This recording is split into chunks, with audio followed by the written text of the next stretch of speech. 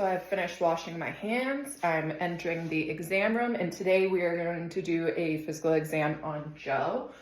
Joe, do I have consent to do a physical exam today? Yes. And do I have consent to touch throughout the exam? Yes. Okay, thank you. So we're going to begin the exam just overall observing. Joe is in no apparent distress, well-groomed. He's agreed to be partially uncovered for the exam today. No obvious diaphoresis, pallor, discomfort. I'm going to palpate the skin. And I'm looking to see that the skin is warm, dry, intact. Texture overall is smooth and even. We have scattered benign nevi, a couple millimeters each throughout the body, throughout the trunk. I'm going to test for turgor. So I'll take a pinch at the back of the arm, release, skin snaps back, which shows good turgor and good hydration. Let's see, I'm going to take a look at the fingernails. The fingernails are clean, smooth, no evidence of clubbing, no cyanosis. I'll test the cap refill, and I would do so bilaterally. I could also do so on the toes on the feet. And cap refill is less than 2 seconds, which is positive finding. Next, I'm going to take a look at the hair. So I'm going to make sure that the hair is absent of infestation. There are no lesions, no obvious injuries. Hair is well distributed. Texture is normal. Next, I would palpate the head. And the head is normocephalic, atraumatic, no lumps, bumps. Next, I would look at the eyebrows, lids, and lashes. So I'm looking again that hair is evenly distributed bilaterally, especially in the lateral thirds of the eyebrow, and everything is even bilaterally.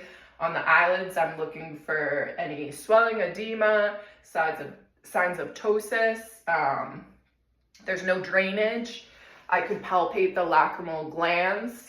I'm going to palpate just on your face. Any tenderness? No.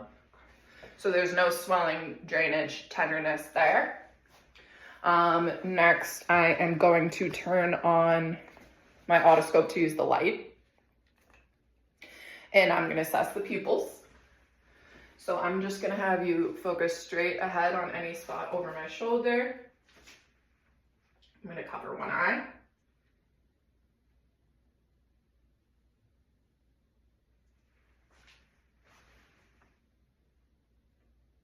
Okay. And I'm looking to see that the pupils are even, round, reactive to light. They're approximately 3 millimeters bilaterally. Next, I'm going to test for accommodation. So again, I'm going to have you pick a spot over my shoulder and just focus on that. And now focus on my finger. And the eyes constrict and converge appropriately, which shows good accommodation. Let's see. Next, I could test for ocular movements. So I will have him follow my finger as I do an H pattern. So just follow my finger just with your eyes, not with your head.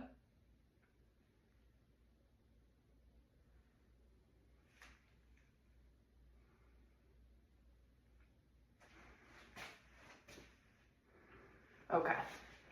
So he was appropriately able to follow my finger, no extraocular movements. Next, I could test for, I can do the static wiggle finger test. So I apologize if I'm blocking the camera at all, but I'm going to have you tell me where and if you can see movement of my fingers. So, any movement? Yes. Where? Bottom. How about now? Top end. How about now? Left. How about now? Top in. Bottom. Thank you. So he was able to see in all visual fields. Next, I would do the fundoscopic exam, and what I would be looking for in the exam is the fundus red, or the optic disc would be red, yellow in color. I would see no exudates or cotton wool spots. That would be indicative of hypertension. I would be looking for good vasculature. I would be looking for a normal cup to disc ratio. I would be looking for well-defined borders of the optic disc. Next, we can look at the ears. So first, I'm going to inspect and palpate, of course, bilaterally on each side. So I'm looking for any signs of sun damage. I'm looking to see that the ears are overall symmetrical bilaterally.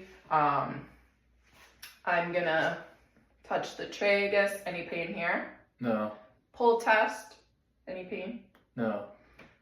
Any pain here? No. Okay. And I would do the same bilaterally. No obvious signs of discharge or anything. And next, I would inspect the ears, and I'm looking for structures. So adult, I pull up and out.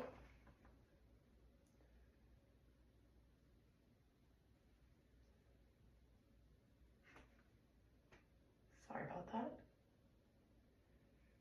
Okay. So I see the malleolus. The cone of light is at the 5 o'clock. I see no erythema, edema, no signs of effusion. I would also do the same on the left side. I would be looking for the same findings, but I would be looking for the cone of light at the 7 o'clock. Next, I am going to inspect the nares. So just looking from the outside, no signs of discharge, no signs of trauma. If you could tilt your head back a little bit, and I'm again going to use my otoscope just for some light. And again, no drainage. Nares are pink and moist. Septum is midline, no sign of deviation or perforation. I'm going to have you cover one nostril and breathe for me. Okay, and then switch. Okay, no signs of occlusion. Let's see. I'm going to palpate the sinuses. So I'm going to start with the maxillary sinuses. You just let me know if there's any tenderness. Any tenderness? No. And any tenderness here? No. So tenderness could potentially be a sign of a sinusitis. Next, I'm going to inspect the mouth. First, just looking from the outside.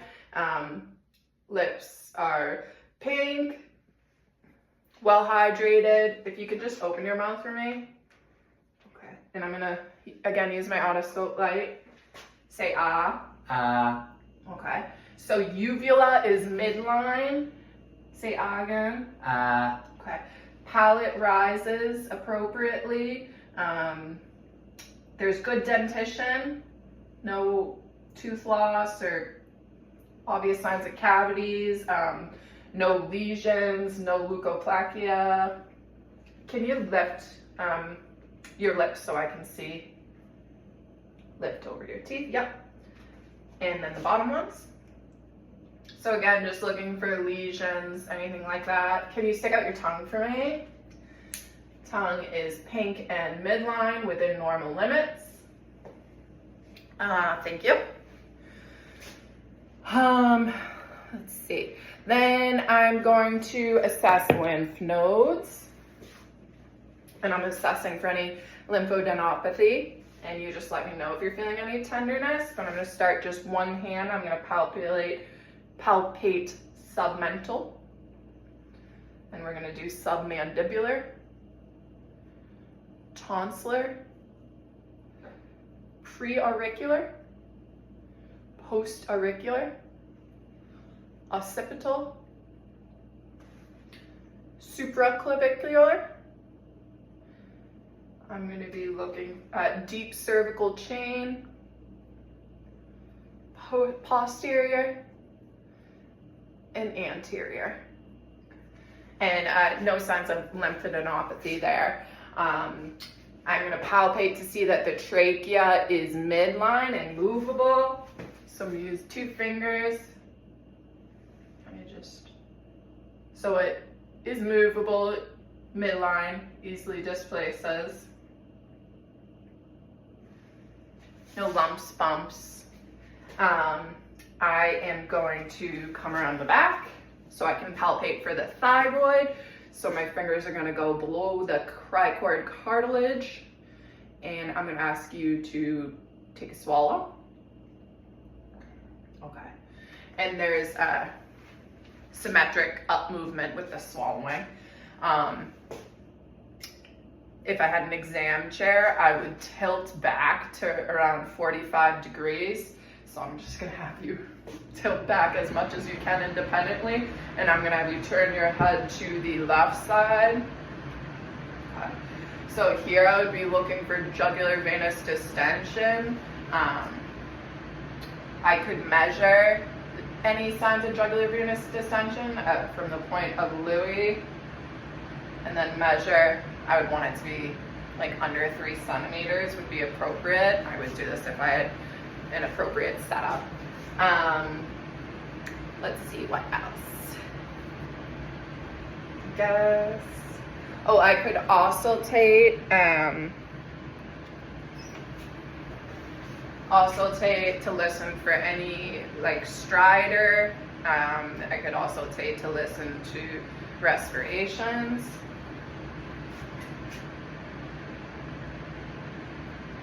Just breathe in and out for me.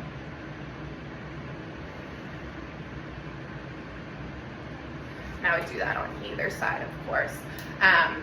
Next for carotid. So again, I want to auscultate before I palpate. And I'm doing so bilaterally, of course, and I'm listening for any bruise.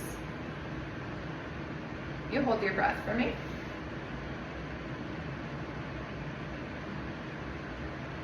And I'm asking the patient hold his breath so I can better hear the carotid pulse. And again, no bruise, so then I would be able to palpate one at a time.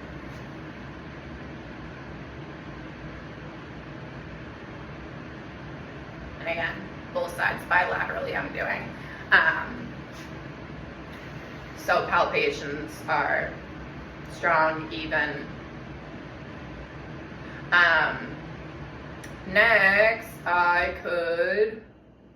will just inspect the pericardium. So I'm looking for anything out of order. His respirations are even unlabored, skin is intact, no obvious heaves or lifts. I'm going to continue to examine by palpating. And again, I'm looking for heaves, lifts, or thrills.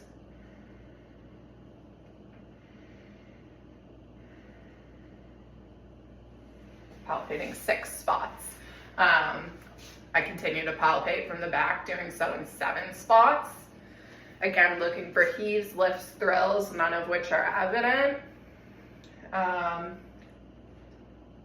Next, I will move on to auscultation.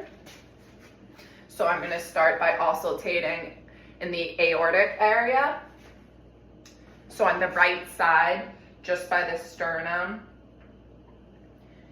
In this second interspace, I'm going to start by auscultating with my diaphragm.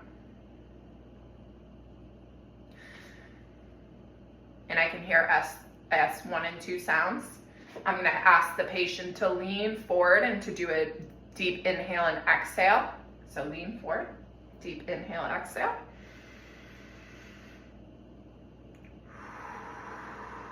Okay. And I'm listening for any murmurs, extra sounds, which are absent.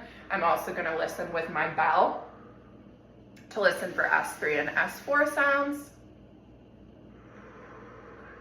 none of which are evident here. I'm going to move on to the pulmonary area, which is on the left side. You can sit back up, sorry. I'm going to move on to the left area. The left side, left to the sternum, second intercostal space. I'm going to listen to the pulmonary area, diaphragm, and bell. Next, I'm going to move down to the third interspace to the left of the sternum. I'm going to listen for Erb's point, again, with both the diaphragm and the bell. Staying to the left of the sternum, I'm going to move down to third and fourth interspace to listen to the tricuspid area. And finally, again, we're doing each spot with diaphragm, bell. And then finally, I'm going to go to the fifth interspace, mid-clavicular line, just below the nipple, usually. And I'm going to listen for the mitral space. I'm going to use both the bell and the diaphragm.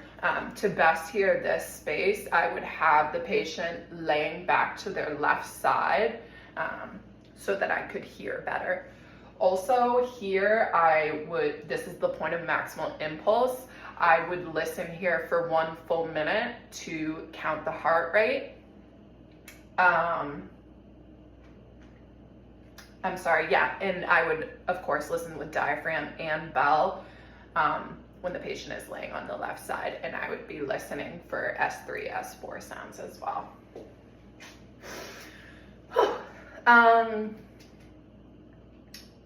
Let's see. So I guess I'll move on to respirations now. So again, first I'm going to start with inspection. So I'm just inspecting for overall chest symmetry. Respirations are, again, even, unlabored. I'm looking for normal AP to transverse diameter 1 to 2, which it appears to be so. Looking for any out of place lumps, bumps, anything like that. I'm looking for symmetrical expansion. So I'll start with the front, and I'm going to have you take a deep breath in and out.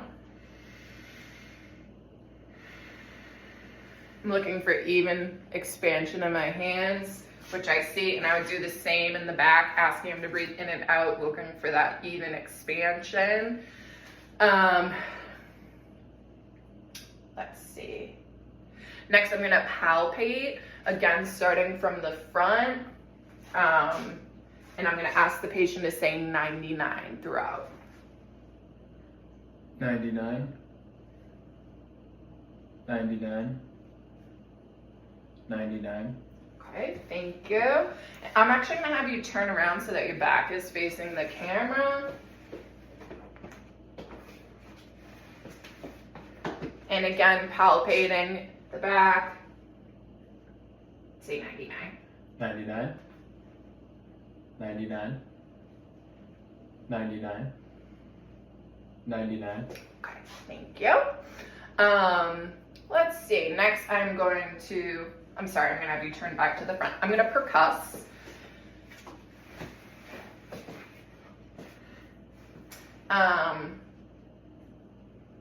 I'm going to do so in the same format, and I'm looking for overall tympany, some dullness over structure. So I'm going to go like this.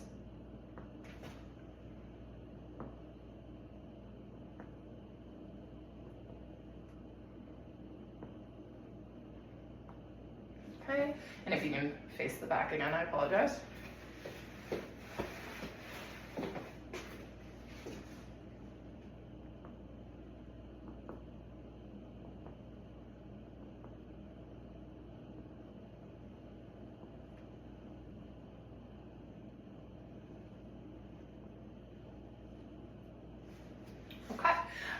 Next, I could measure the point of the diaphragm.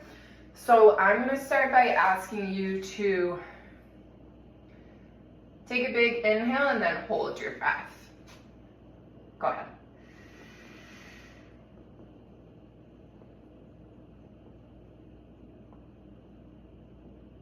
Okay. So I'm gonna mark where I'm hearing the dullness about here. Next, I'm gonna have you take a big inhale, but then hold out on the exhale.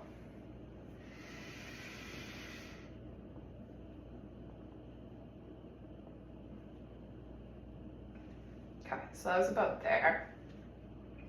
So we have the diaphragm measured at about right here. Excuse me. Next, I'm gonna listen to respirations, of course. So again, I'll do so in that ladder pattern, going down the back. And you wanna listen for one full breath cycle. And if you can just breathe normally with your mouth open. So in through your nose, out through your mouth.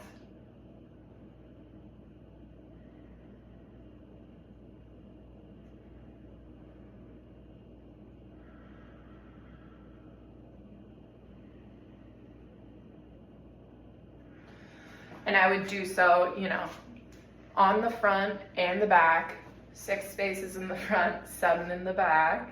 And I'm listening for any extra sounds like wheezes, rhonchi, anything like that, which I am not hearing. Okay, next I am going to assess peripheral vascular. So if you can turn front to the camera, sorry.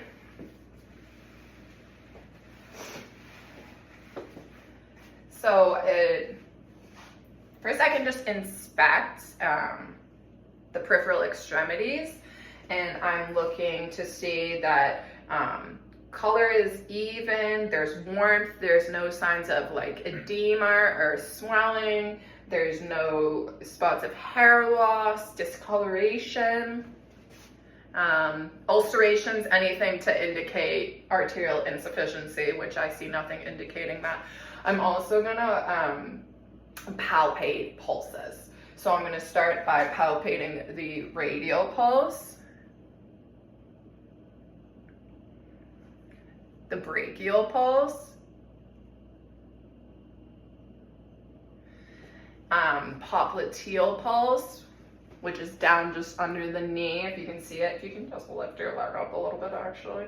And I'm gonna palpate under the knee. You can use both hands encircling the knee for a heavier set patient to help feel those pulses. I would also palpate the femoral pulse, which I'm gonna defer for this exam. I'm gonna palpate the dorsalis pedis, which is down here at the top of the foot. Pick up the camera. Okay, and then the posterior tibial, which is down on the side. And I, of course, would do that bilaterally for each leg as well. And I'm checking to see all pulses are present, and all pulses are present 2+. Hopefully I didn't forget anything, and thank you to my patient, Joe. And that's it.